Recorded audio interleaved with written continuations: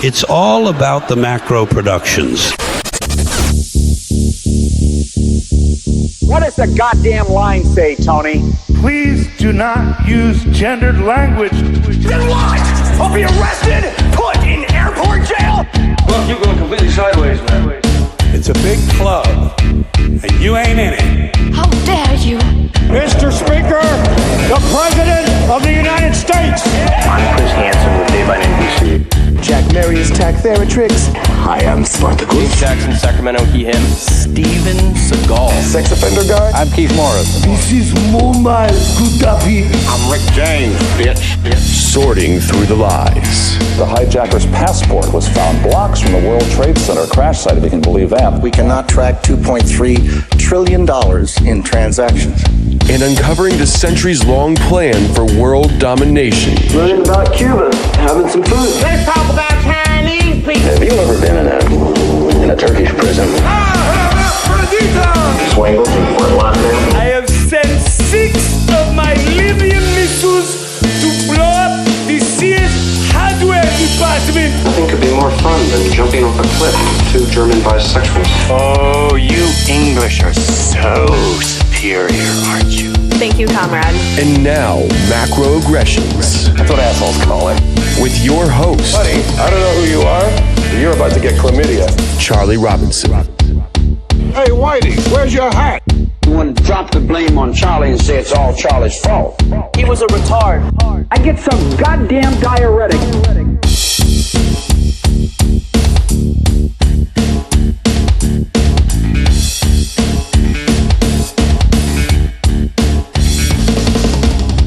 Welcome to Macroaggressions. I'm your host, Charlie Robinson. If you're watching us on Rockfin or Rumble, or you're listening wherever podcasts are served, thanks a million. We appreciate the support.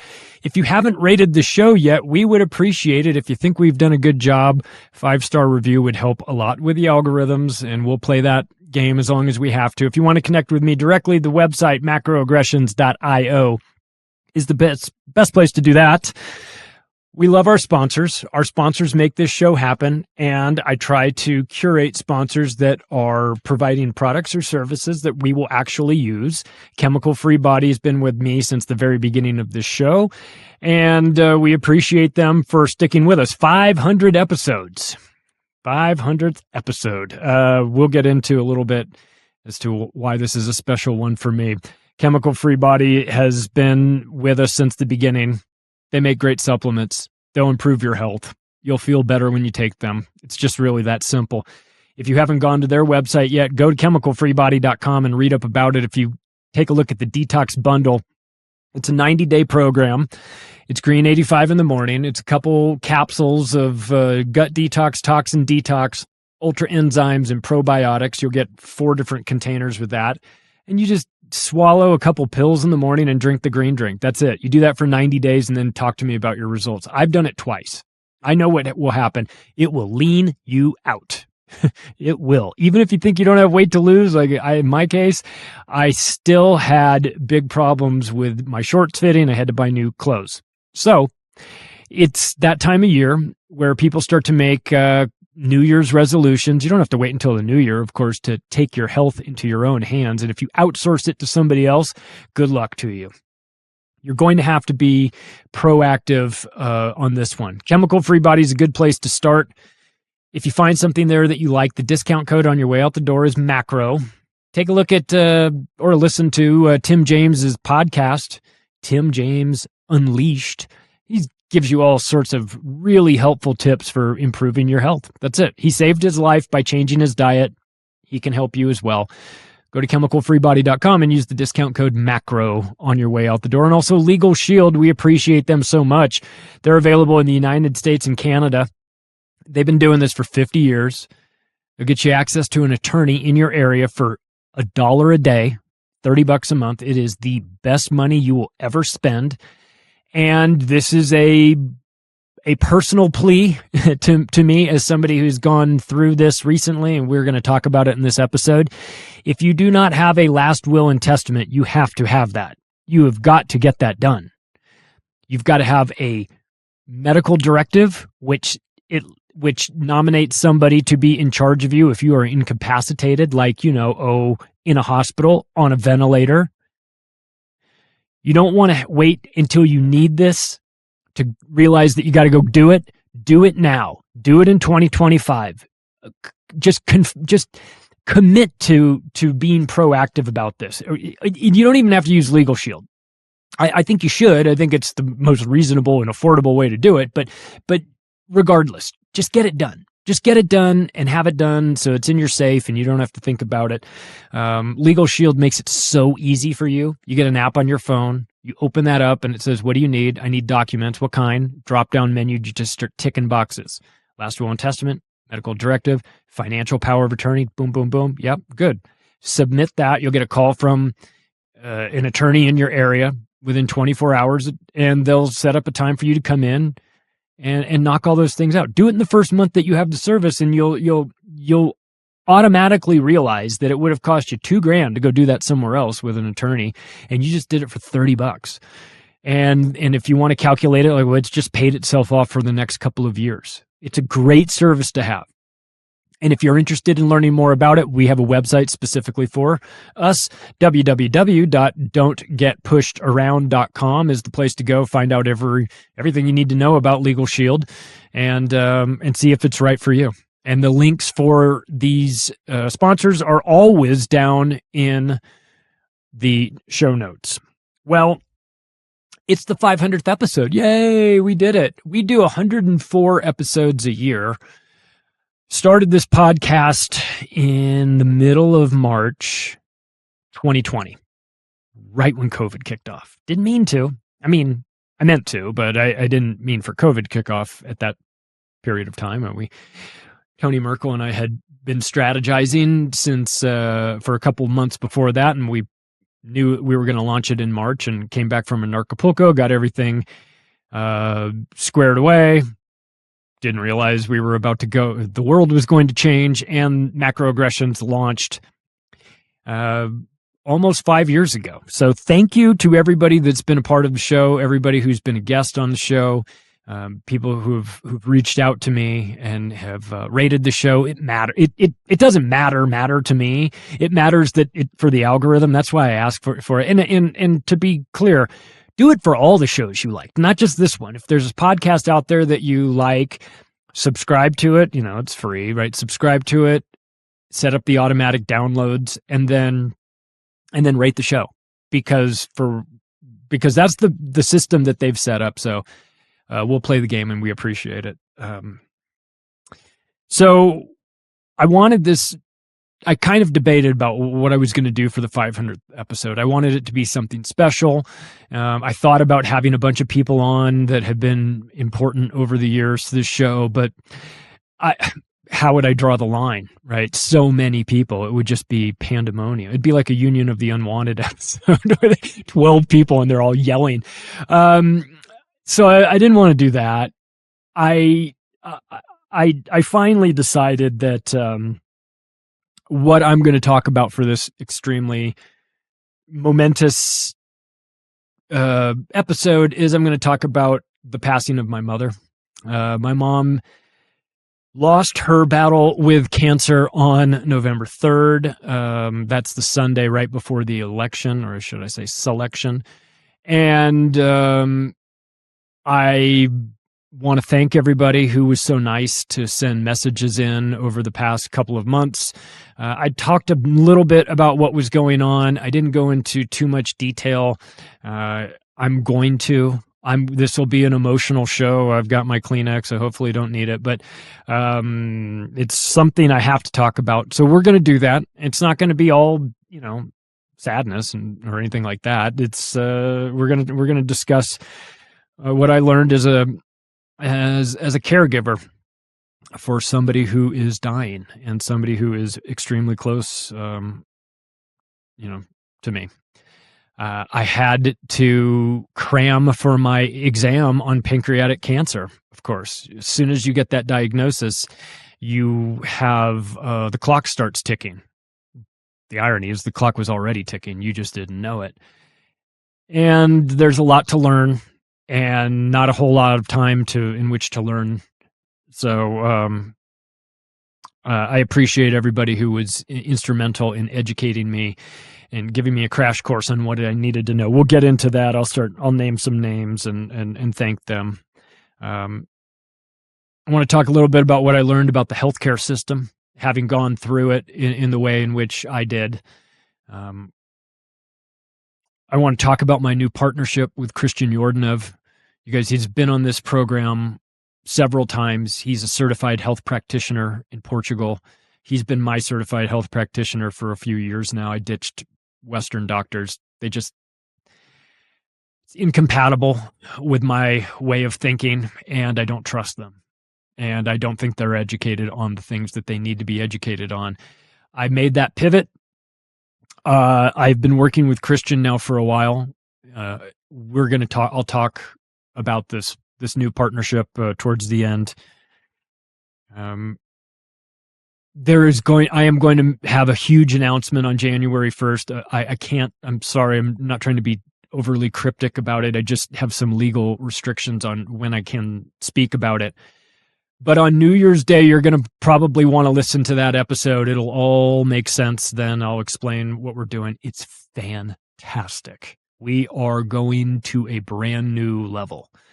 And I'm grateful for it. It's an amazing opportunity.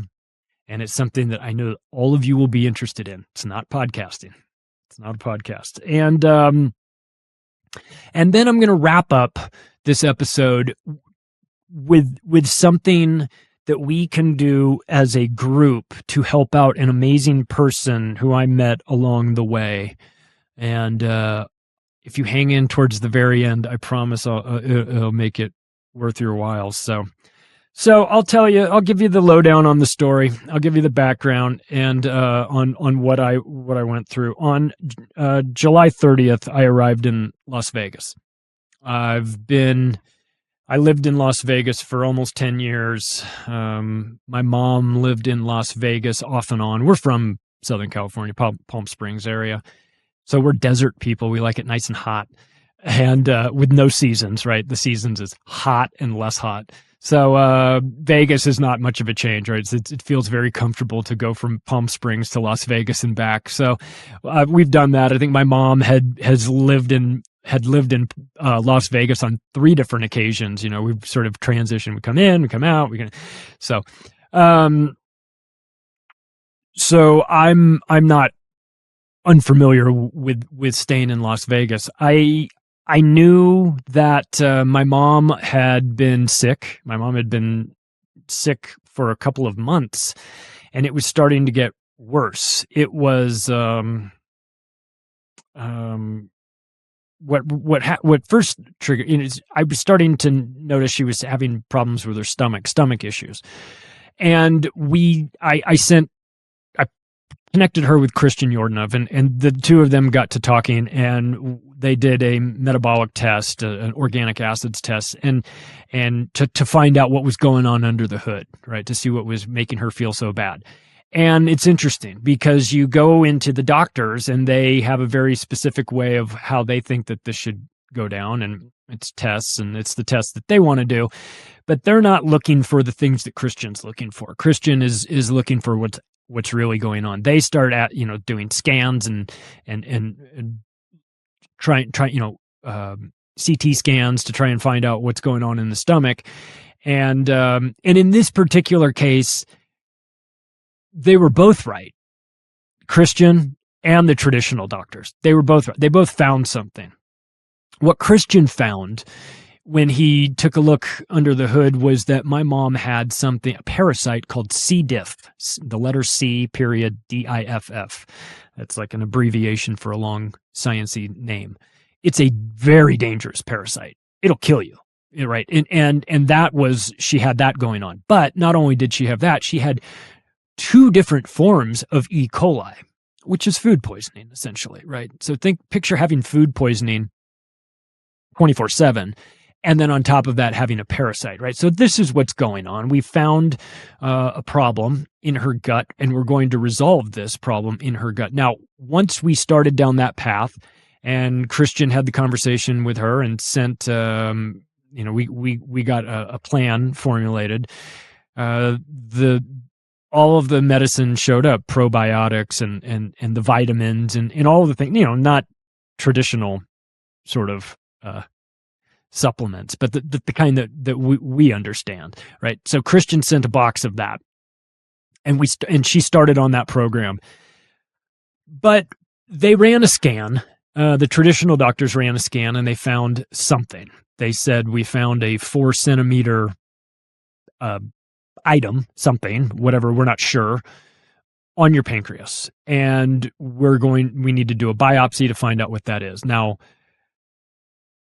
I have done enough research into biopsies to understand that they're not great. You cut something open and it kind of tends to spread. That aside, right? They did the biopsy, and the reason why I flew out there on the 30th of July was to be with her on the 31st of July for her doctor's appointment, where they were going to get the results of the biopsy. What did you find when you did the biopsy? And so I showed up, and my mom was in real bad shape. And when I say bad shape, she had lost a lot of weight and was throwing up bile. And I don't mean just a little bit, to the point where she had a trash can that went with her everywhere she went because she was throwing up bile. Now, when you see that, when you walk into a situation where your mom is not sleeping at all because she's up hugging the toilet all night long, and you don't know exactly what's going on, it's, of course, terrifying. But we were going to get a little bit of clarification the following day, which we did. And it was, I'm telling you, it was like straight out of a movie. It was like we're seated, and the doctor comes in, and the doctor pulls up the stool and says, we got the results from this, and I have bad news for you. You have pancreatic cancer. And I was like, holy shit, right? You know that that's a possibility. And we were obviously stunned, and we left that appointment and went home, and just sat on the couch, and looking at her, and she was looking at me. And we just kind of threw our arms up. It was like, now what? Now what do we do? And it reminded me of a time.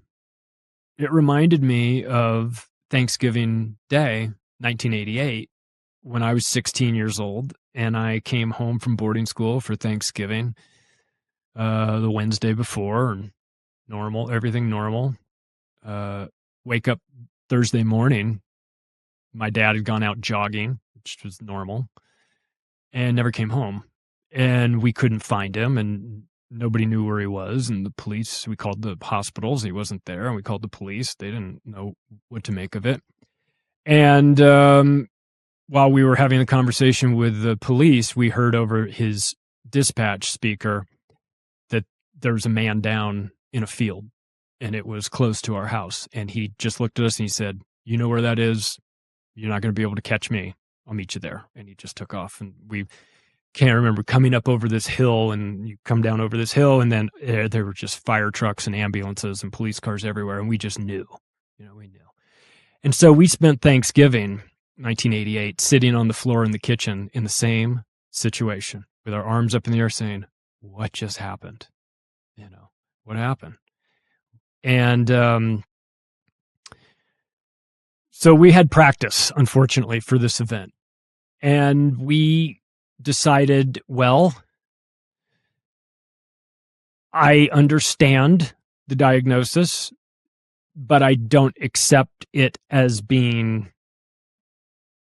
necessarily a death sentence without a fight. We're going to fight, right? I've heard of people coming back from this. We're not going to do the traditional rounds. We're not going to do chemo. We're not going to do this. We're going to get a strategy in place, and we're going to figure it out.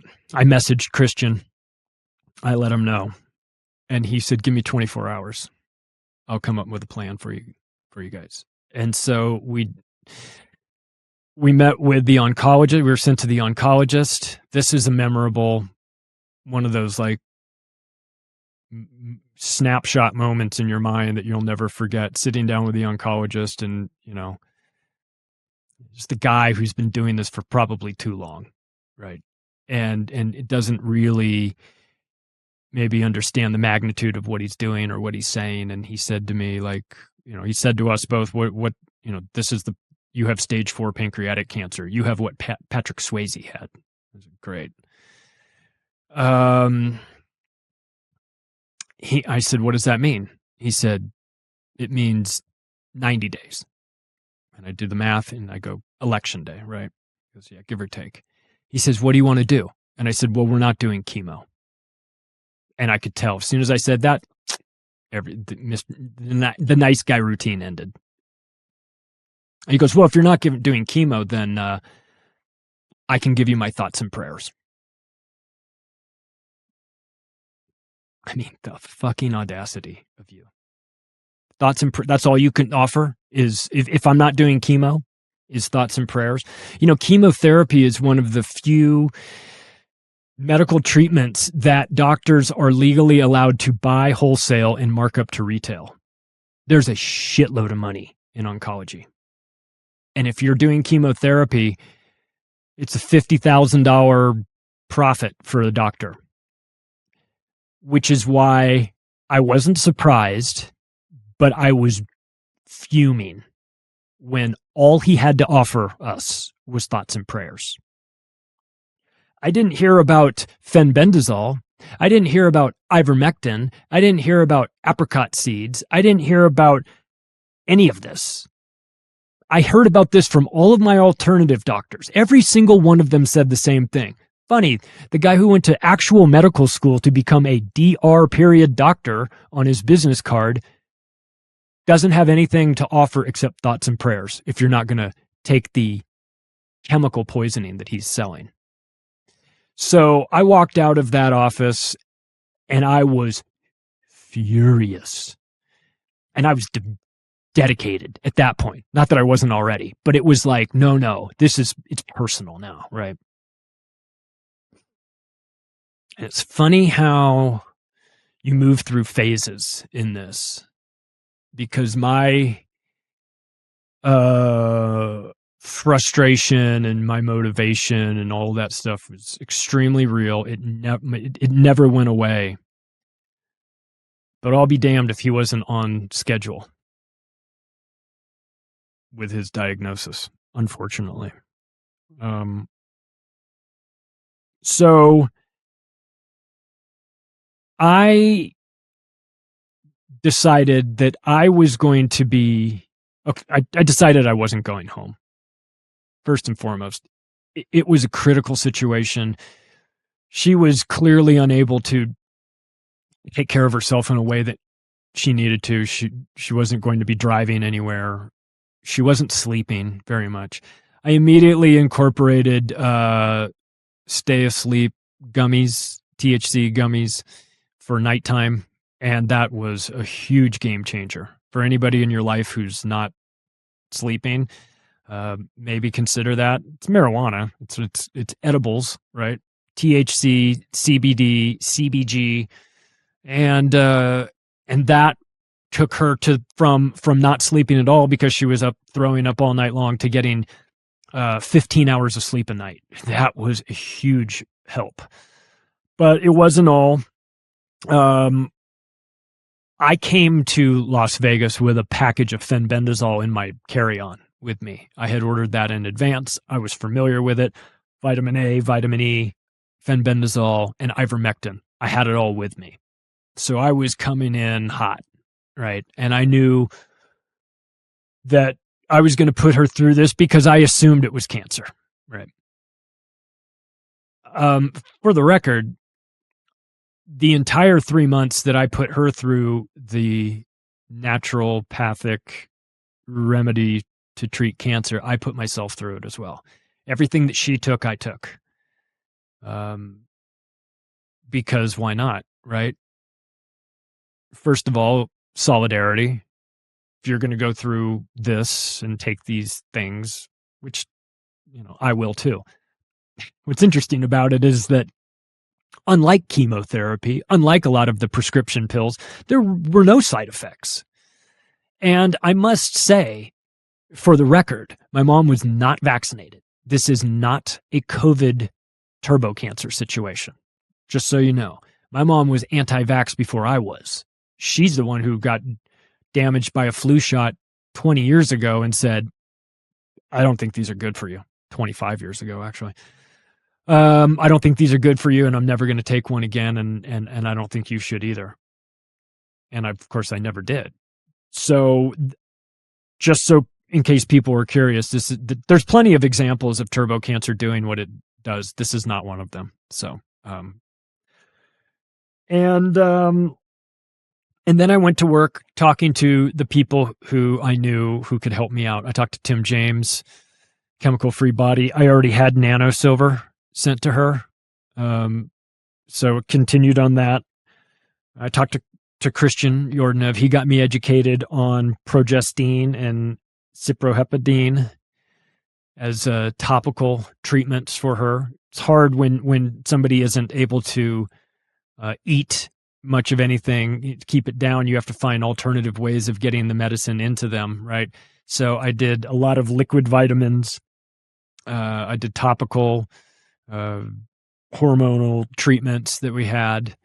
I talked to David Avocado Wolf about this. He suggested apricot seeds. Everybody suggested apricot seeds after that. After I talked to him, everybody else I talked to said, have you heard of apricot seeds? I was like, what? Like, this sounds crazy. Like, apricot seeds are the cure. It's like, well, read up about it, because it's got B17 in it, and B17 really isn't found anywhere naturally in the foods that you're going to eat. You're going to have to sort of take it as a supplement, and I'll be damned if apricot seeds are like extremely efficient at making things in your body work a little bit better. So you learn something new every day, right? And so we devised a regimen for how we were going to treat this. I was in charge of it. I never let up. I continued the entire time. I knew she felt bad, right? If it were up to her, there's no desire to get up and save yourself, right? When you feel that bad. So it was on me to keep the mood light, to keep we're doing this supplement thing. I'm doing it with you. You know what I mean? It was like, I was very enthusiastic. I was very positive. My mom and I have a sense of humor. Like, we understand, even when dark stuff happens, it's kind of who we are. So what we did is we watched funny movies. We watched funny TV shows. We started with the Olympics in Paris, which was inadvertently funny, not because of the actual sports, but because of all the nonsense surrounding it, which is great. We got into a couple shows on BritBox. I think I've mentioned it before. W1A is like a mockumentary and it's the sequel to a show called 2012. And that was also the mockumentary showing the lead up to the London Games, the London Olympics in 2012. And these shows are hysterical. Like, they're old, but I didn't know it. It's the first time I had seen it. And I watched them all out of sequence. I watched W1A first, and then we went back and watched 2012. We just watched this episode. We watched every episode of every season. And they're like 30 minutes. So like, they're fast, and you might want to watch 2 or 3. And this is what we called, or what I sort of referred to as, the ice cream phase. Sugar's really bad for cancer, right? It's really bad. It's bad when you've got cancer. You're not supposed to eat sugar. And we were doing every single thing we could to minimize our cancer risk, right? Except for that one thing. And that was why I call it the ice cream phase. At some point, if your mom, who can't eat and isn't feeling good, asks you for ice cream, you give her ice cream. You know what I mean?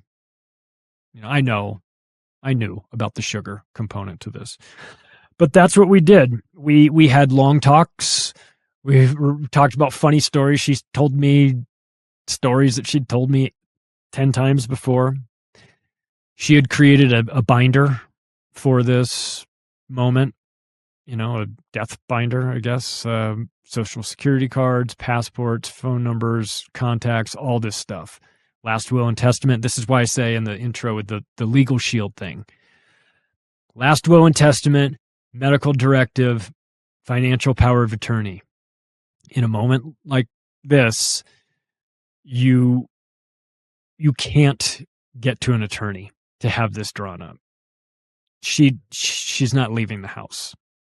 She's dying. And you better have this stuff in place.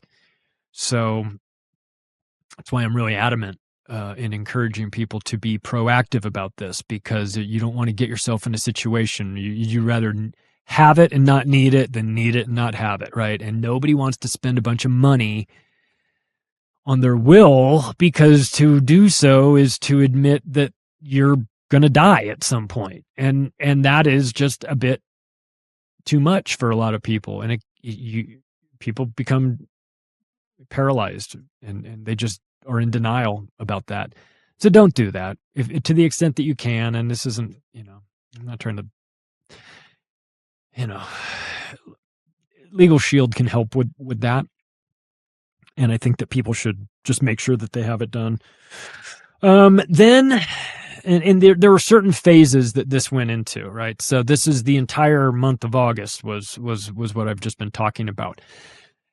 But here's the thing. There were a couple situations happening at once. So we've got a growing cancer in the body. And what is happening with this is that it is growing in a way that it is blocking part of the intestines. And of course, I'm not a doctor, so I'm not going to get into all the nitty gritty of it. But what was happening was that because it was blocking this intestine, it was blocking the movement of food down the into the stomach. It was creating this situation where it was forcing the bile back up and out in the form of her throwing up bile. And that was a problem that we had a resolution for, and that was a gastric bypass procedure, like the one that Dr. Now does on My 600-Pound Life, right, with fat people, where you do the gastric bypass. This wasn't obviously weight related. This was the food isn't going to get there this normal way. We have to kind of reroute the plumbing a little bit, and so it was an urgent situation. If you're going to battle cancer, you got to have your stomach working, right? You got to be able to eat processed foods and whatnot. So our strategy was fix what's fixable, and which is the stomach bypass. You can fix that. You can't get in there and start cutting out tumors for this. It's just not a possibility. So we scheduled everything the tail end of August, and we worked towards that. What was interesting was that because I started immediately with the fenbendazole and the ivermectin and the vitamin A and the vitamin E and all of this, all the progestin and cyproheptadine, because of that, what wound up happening was about 8 days before we were scheduled to go in for the bypass, the throwing up stopped, actually. We got it to a point where it subsided. Now, I don't know how. I don't know exactly what the mechanism was.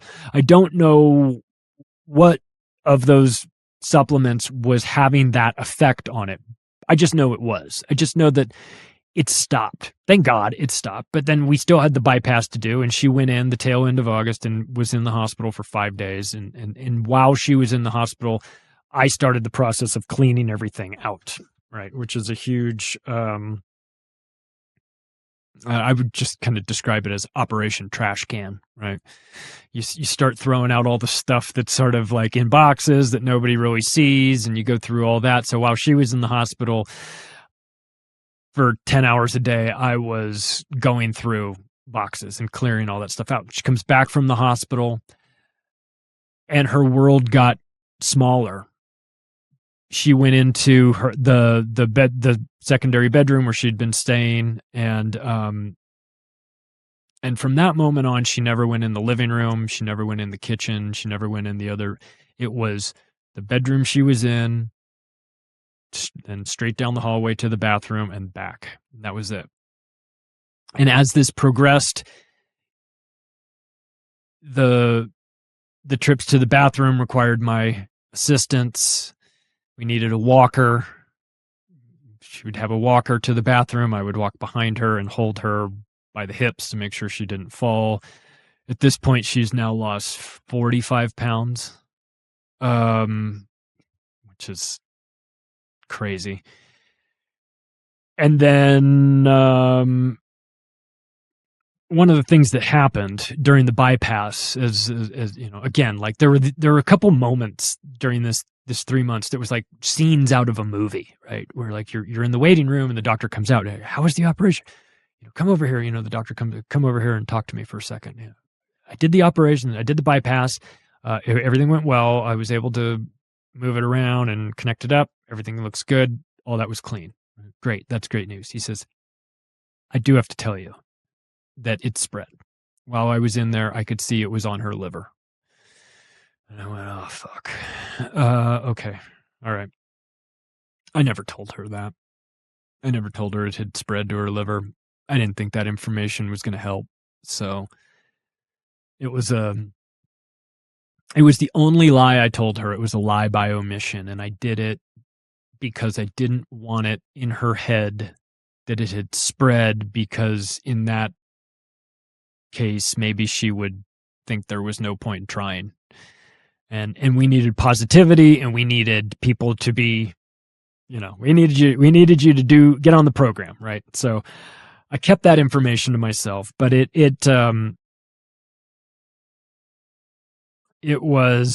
changed things from that point forward. After the bypass, she was sleeping 22 hours a day. It was almost all sleep.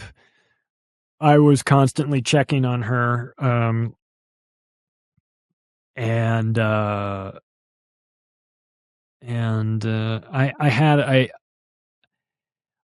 had a call with Frank Valbiro from Quite Frankly. I called Frank.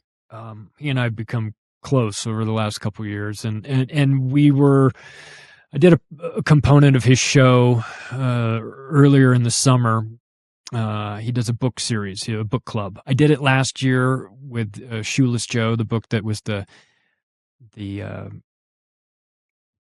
book that was used for Field of Dreams to make that movie. And in this summer, we read a book by Ray Bradbury called Dandelion Wine, which was from a book about 1928, right? And in this book, there's a scene, and Frank and I did we read the book, and every Monday for 4 weeks in June, we met, and it's for his premium subscribers. If you're a premium member, maybe you saw it.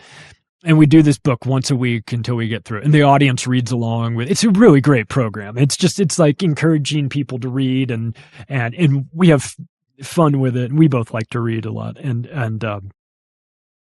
So it was great to do it. Now, in this book, there's a scene where these kids, these neighborhood kids, it's 1928, so they're just kind of running around the neighborhood, getting, building forts and doing all the things that you do during the summer when you're 12 years old.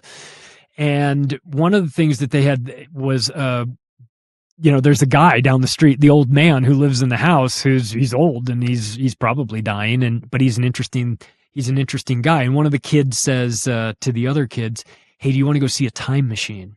And they're like, of course I want to see a time machine.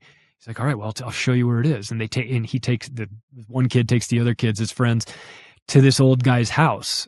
And they knock on the door, and they go in, they go up into the room where he is, and he's dying. He's an old guy. He's been around for a long, long time. And he starts to tell them stories of being in the Civil War and stories of being in these battles that he had been in. And he's painting this picture. And what they realize is that the stories are the time machine, And I called Frank because I was to tell him that, like, I was sitting on the couch, with my mom before she went in for the bypass, and she was telling me about all of her, all the things that she had done in her life. And it hit me that I was having my time machine moment, And, so I called Frank and we talked, and, I had a couple of those.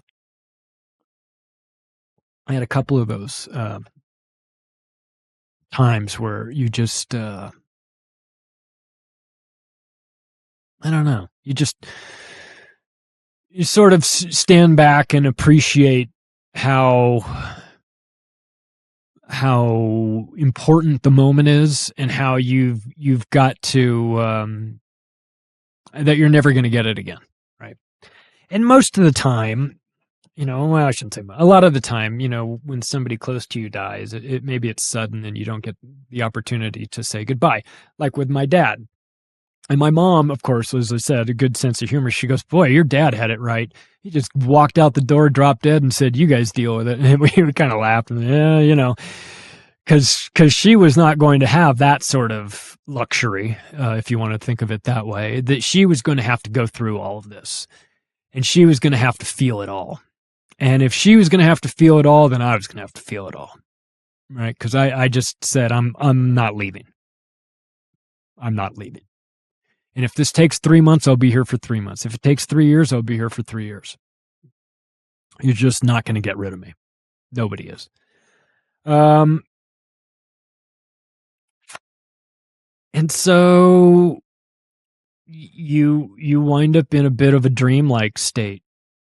I don't know what the psychological damage is, has been, I don't know what sort of damage has been done to me where you check 10 times a day to make sure that your mother is still breathing, right? That is, that's a very difficult thing to do, but you compartmentalize it too, because you don't have the luxury to just sit there and cry about it, though I did.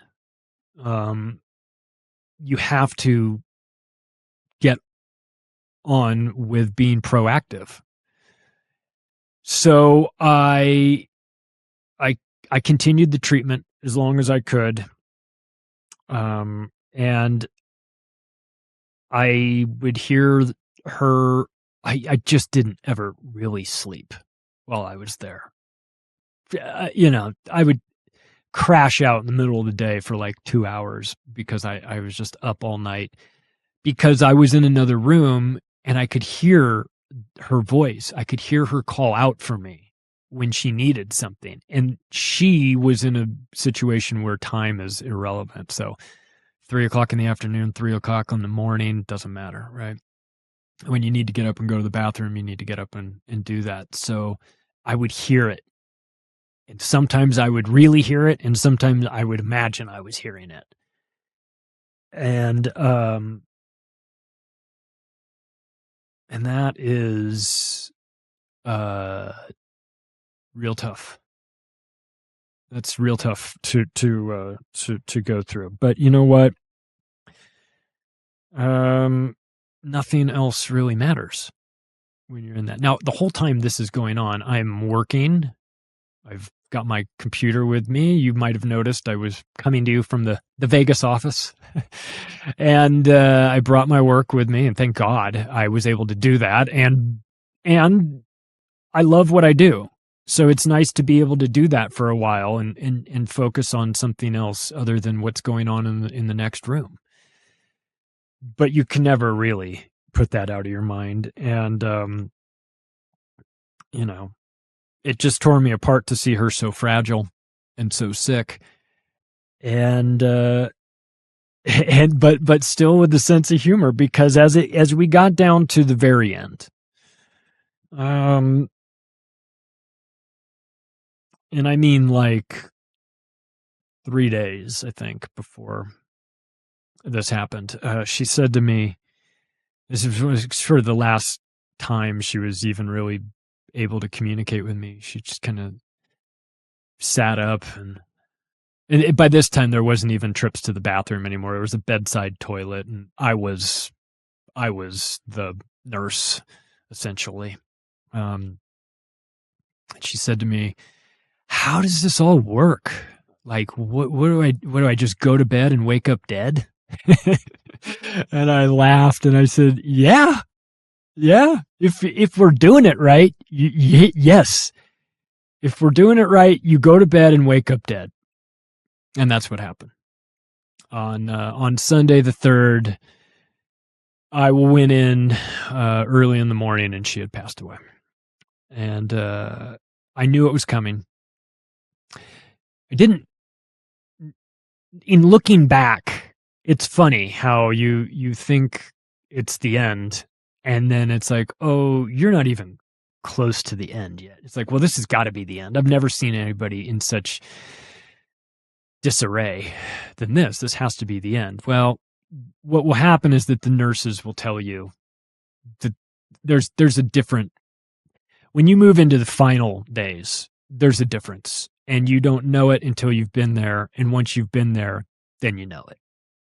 And when I was making phone calls to people in the tail end of September saying, let's have a conversation with my mom because it might be the last, I thought it was the end there.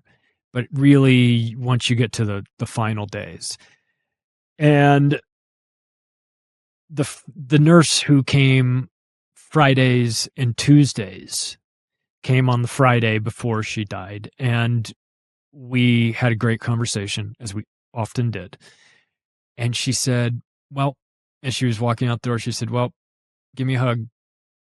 And I said, why? And she says, I want to say goodbye to you.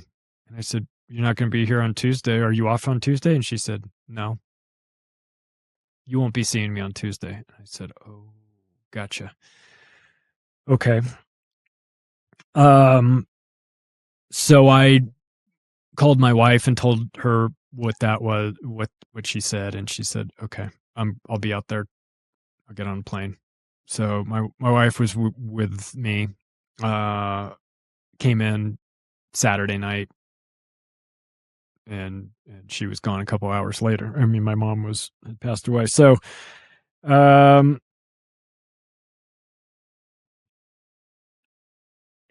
we packed up everything. Now, mind you, over 3 months, I'd had plenty of time to get rid of everything. And I was ready for this. You make that calculation early on when she's in the hospital. It's, I'll get rid of all the stuff she doesn't need. And then once it becomes obvious that she's never going in her bedroom again, in her closet with all her clothes, well, these clothes aren't going to fit her even if she makes it through this. And you start giving the clothes away. And then that starts like a whole nother level of like, holy shit, this is real. And then everything, you sell what you can sell. I gave the car away. She passed away on Sunday morning. Monday evening, I was on a plane with my wife with a couple bags of stuff and a cat, her cat. So that's how it went down. And I appreciate everybody that was involved in, everybody that helped out and everybody that messaged me and all of you who sent me nice messages. I tried to respond to as many of you as I could. I couldn't get to everybody. Thank you so much. I appreciate it. It was a real, I like a good experience. I like a trip. I like a good psychedelic trip. I like a good actual trip. Get on an airplane, go places. I come from a traveling family. My mom was a flight attendant with Pan Am for a decade. My dad was a pilot. I like a trip. I like an experience. And I feel like your life is made up of all of your experiences. And I want to try and have as many experiences as I can. And this was one I didn't want, but I was going to get anyway. I had some lessons I needed to learn through this. One of them is that your reputation stays with you and it matters. I don't know a single person who had a problem with my mother. Everybody loved her. She was very cool. She was extremely nice. She didn't have any enemies. She didn't talk bad about people, to their face, at least, maybe to me, but there was never any drama. There was no conflict. She was never sick. This was the sickest I'd ever seen her. It's the only time I'd ever seen her sick. And she died at 84, right? We should be so lucky, right? It's hard to shake your fist and yell at the sky, how dare you, when children get cancer and die. You know what I mean? 84 years old, I'll take it. If somebody says to me, Pencil you in for 84, not a day after that, but you're guaranteed to make it to 84. I'll take that. Anything could happen. Nothing is more expensive than regret. Get your shit together. Get your affairs in order. Don't leave issues with family members. Don't leave that stuff unresolved. Get that squared away.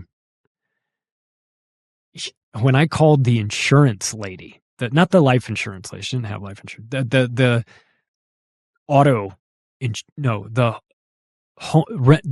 home insurance person to cancel the policy. The lady that I talked to on the phone, when I told her, she started crying. My mom had a housekeeper that would come once a month, the housekeeper started crying. The housekeeper brought her slippers and a blanket when I told her, brought nice things. I mean, everybody went out of their way to be so nice. Be proactive about your health. It's cheaper that way. It's better for everybody. Travel as much as you can. My mom had been to over 60 countries.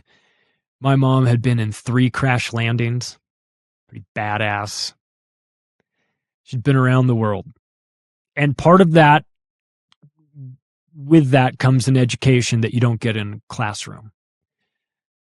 And I had that education as well by being able to go a lot of places as a kid, and continues now. So I appreciate traveling and what I learned from traveling. I got good stories, What's the most beautiful place you've ever been, Mom? Oh, that's easy. Beirut. Really? Well, she said before those bastards in Israel started bombing the shit out of it. Yeah, Beirut was the best. Most beautiful city in the world. Oof. I said, how you've been there? How many times you been there? She goes, I don't know, 100. What? Wait, what? 100? She goes, oh, it was on my route. I'm based in New York City and Pan Am International back in the 60s, back when it was the coolest job in the world. So you get an education. You get an education just by talking to the people who've been around like that. She lived in New York City. She lived in Alaska. She lived in Florida. She lived in California. It's like 4 corners of the U.S., right? Tennessee, of course, grew up in Tennessee. We were Californians, so lived there for 35 years. So wrapping up her life in Las Vegas, where she had been on 3 different occasions over the years. So very comfortable place. Loved the location. Loved everything about it.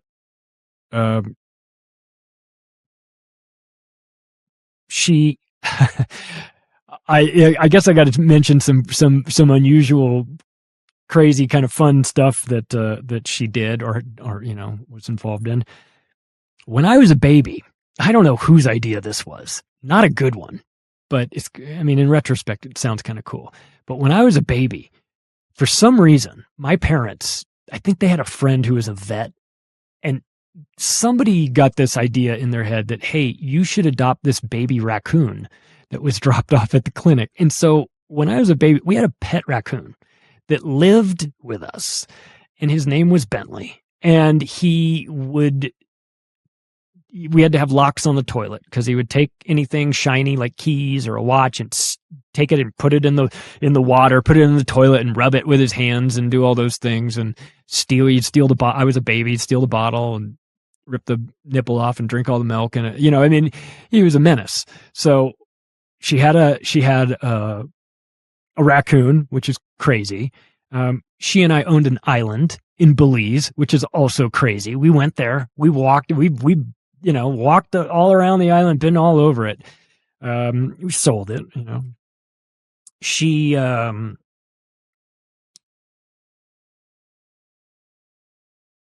I was 8 years old, my mom and I went to the mall in Laguna Hills, California, at 3:00 in the afternoon on like a Thursday, right? Like a normal sort of day.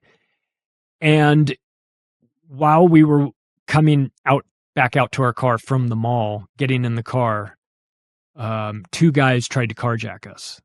Guy pulled a gun out, stuck it to my mom's head, and said, "Move over or I'll blow your brains out." Right in front of me. I was 8. And she instantly hit the horn and just slammed the door before this guy could get in. Started banging on the horn, and this guy had a gun right there. Another guy was on my side, looking right at me. And she wouldn't let him in.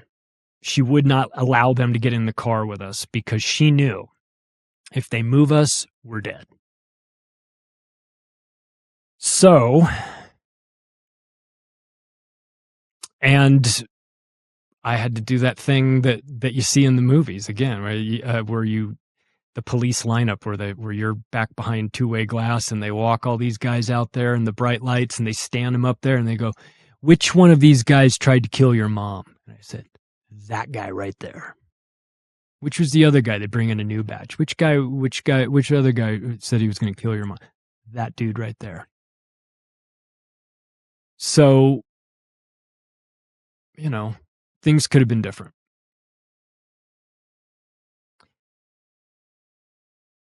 I did not, the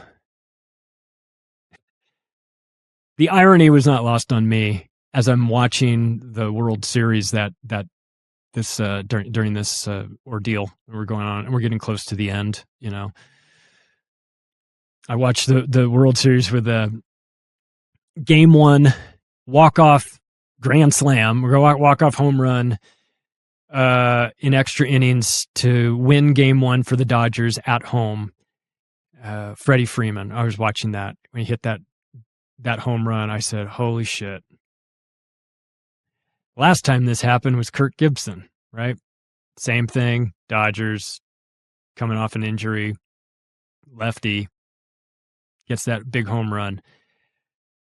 That happened in 1988. 3 weeks later, my dad was dead. This happened 2024. 3 weeks later, my mom was dead. I noticed that. If the Dodgers get to the World Series, I'm all out of people. You're going to have to go kill somebody else, universe. I'm fresh out of people that you can mess with. I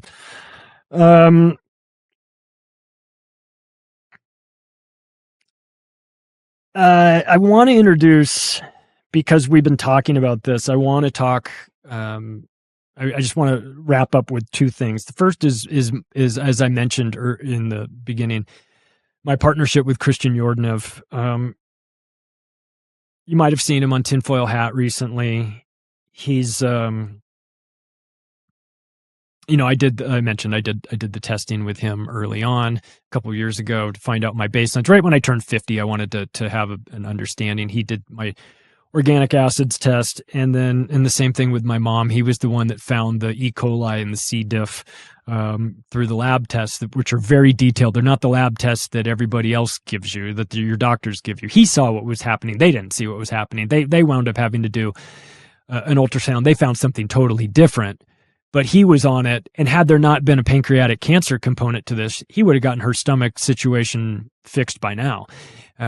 Because everything that he sent to her, he wasn't just shooting blanks in the dark. He knew exactly what was going on. And he said, "This is what we need. We need this, this, and this, and not that, that, and that." So I felt very comfortable about the direction that we were going with that. And obviously we had to pivot once the cancer situation, became the bigger deal. But, and we spent a lot of time talking about this. If only people were proactive, right? If only you could see what was going on.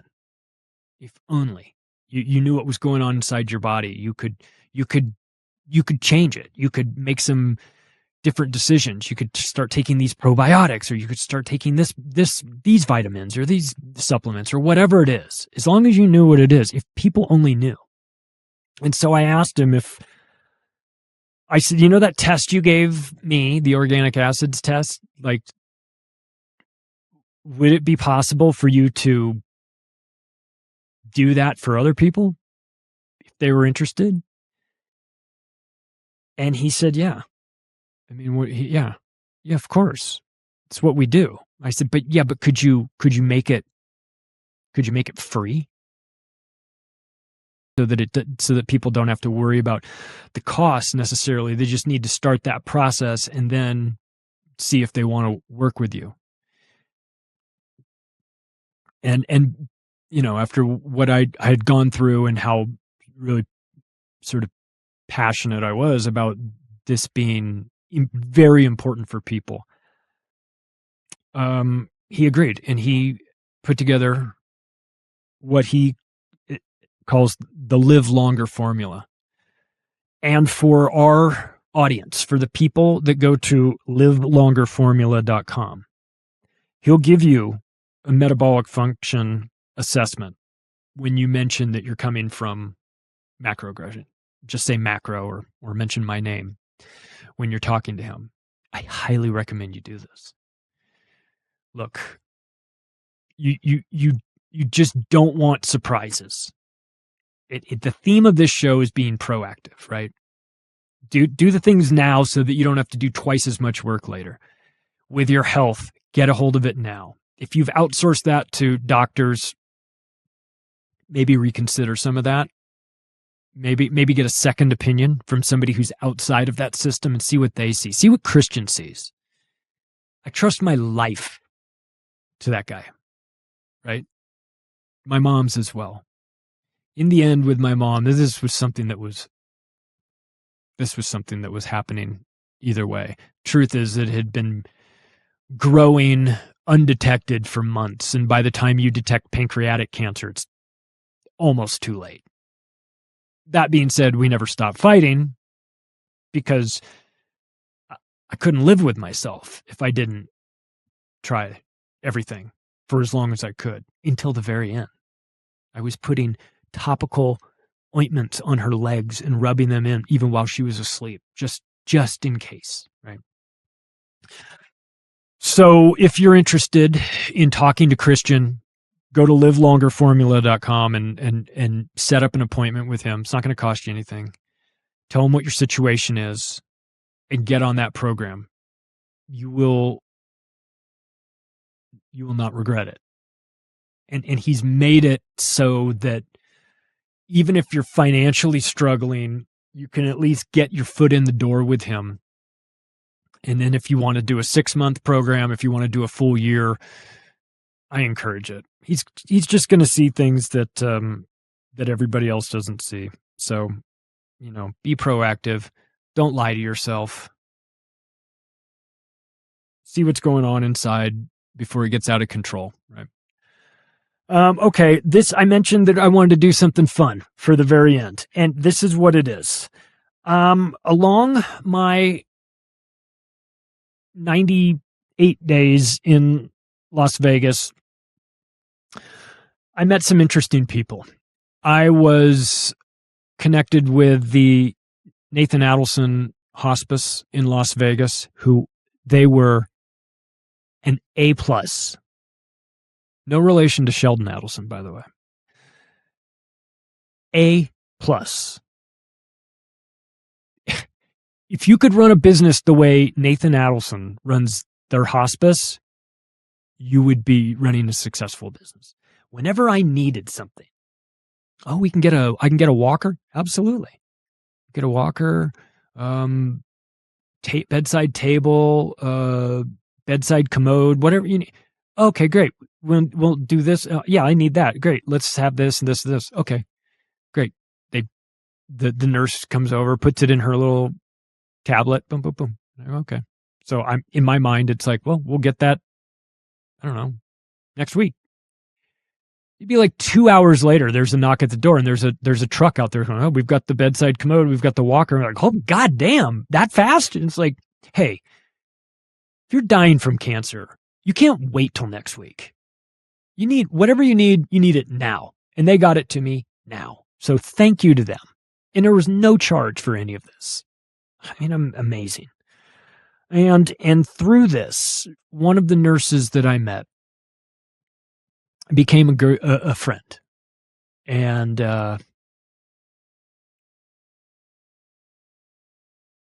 she just said, listen, have a seat.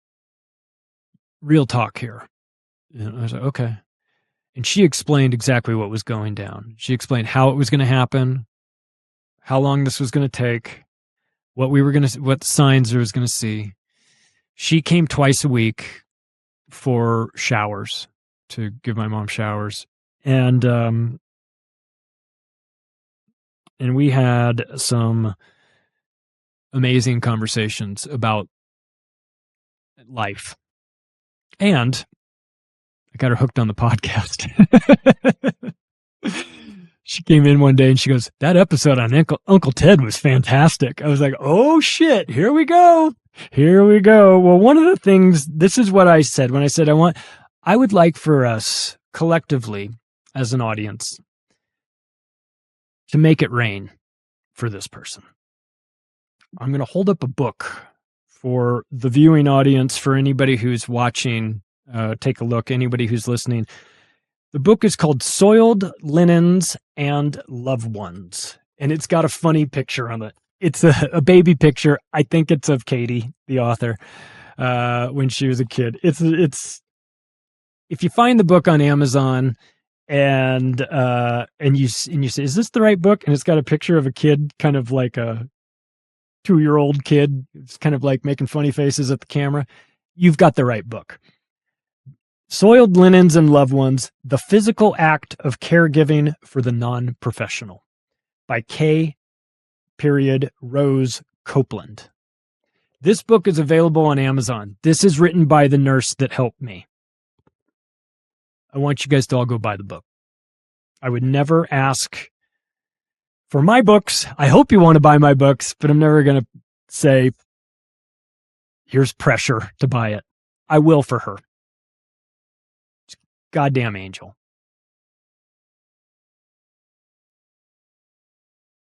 Let's do something nice for her, shall we? I'm going to put the link in the description if you want to click it that way. If you want to just go to Amazon and search Soiled Linens and Loved Ones by K. Rose Copeland, you found the right book.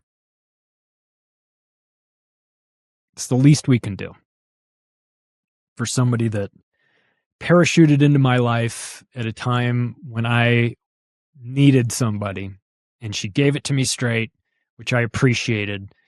And my mom loved her, and she cracked her up, and she helped with the baths, and she did all the stuff. So if you are so inclined, I think it would be nice for her to wake up one day, like 3 months from now, and the Amazon check has cleared, and she goes, damn. Well, thank you. Well, no, thank you. Thank you for, everything. So that is the story. It's a tough story to tell.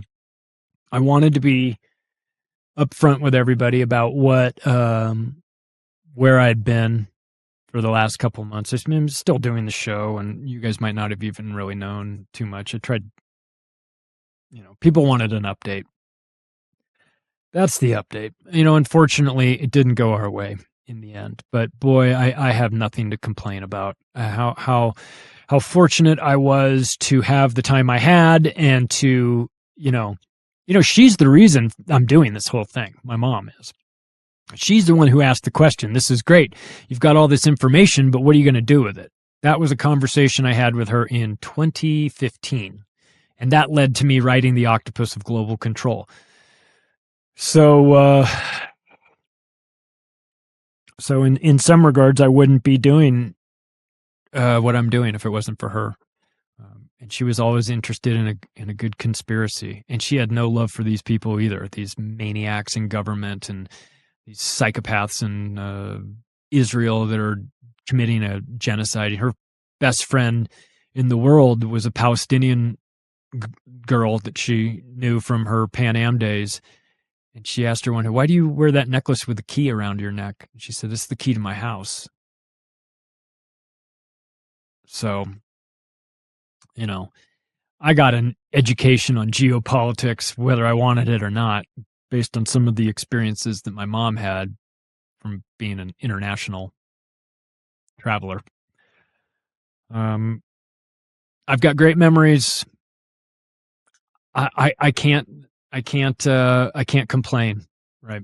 We should be so lucky to go out surrounded by you know, people that you love. It was an honor and a privilege for me that I could share this experience with her. I am changed forever, but I also feel strangely bulletproof. You know, I saw the end with her. You know, nothing really matters when you get to that point. None of the you know, what you've got. You could live in a big mansion. In the end, when they put the bedside commode next to your bed and that's your world, none of that stuff matters, right? What matters is the love that you have for your family, the respect that you have from those who knew you, your reputation, and how many regrets you have or don't have, right? So I am ready for the next chapter. That next chapter starts on January 1st. I hope you'll be a part of it. Thanks to everybody who reached out and everybody who messaged me. If you want to connect with me, you can do so through the website, macroaggressions.io. Thanks, everybody. I'll talk to you again soon.